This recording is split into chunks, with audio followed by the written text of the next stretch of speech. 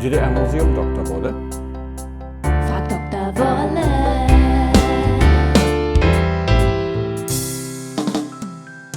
Warum gab es in der DDR so gute Kinderbücher, die heute wieder so viel gelesen werden?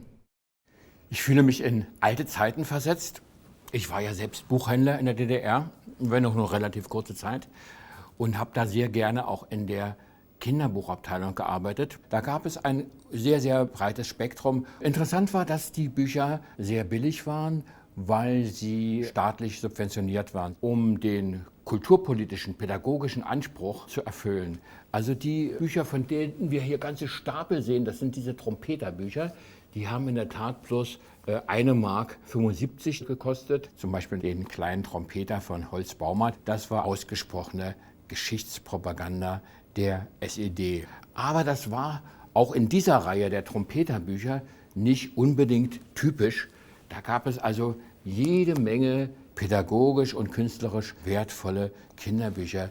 Die Frage ist, wie erklärt sich dieser Widerspruch? Viele Illustratoren, Verlagsleute, Lektoren und so weiter flüchteten sich gerne in den Bereich der Kinderbücher und versuchten subversive und aufsätzige Gedanken zu platzieren und an die junge Generation weiter zu vermitteln. Und zwar waren das zum Teil auch recht bekannte Schriftsteller. Ich nenne mal hier als Beispiel Benno Pludra, der seit den 50er Jahren eine Menge sehr schöner Kinderbücher geschrieben hat und permanent Schwierigkeiten hatte mit der Zensur und mit der Kulturpolitik der SED, dass der sich zurückzieht auf vollkommen unpolitische Kinderbücher, wo es eben auf die Schönheit der Illustrationen und auf die Poesie ankommt. Illustriert von Renate Totzke-Israel, Windmühle, Windmühle, nimm uns mit.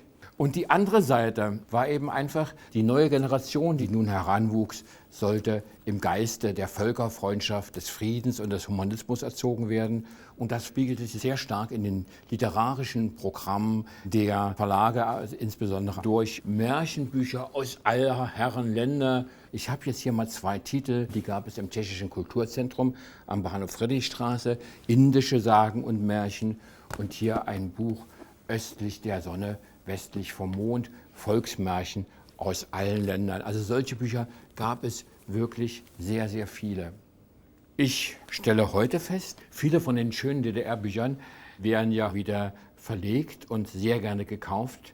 Insbesondere natürlich von den Großeltern, die diese Bücher teilweise selbst noch gelesen haben oder ihren Kindern vorgelesen haben. Und so ist das zum Beispiel auch hier bei dem Hirsch Heinrich, einem meiner Lieblingsbücher, was ich meinen Kindern ständig vorgelesen habe, dass ich es heute noch fast auswendig kann, mit den wunderschönen Illustrationen von Professor Werner Klemke, der so einer der Hauptbuchillustratoren der DDR gewesen ist. So haben diese Bücher überlebt und erfreuen auch weitere Generationen. Und darüber freue ich mich.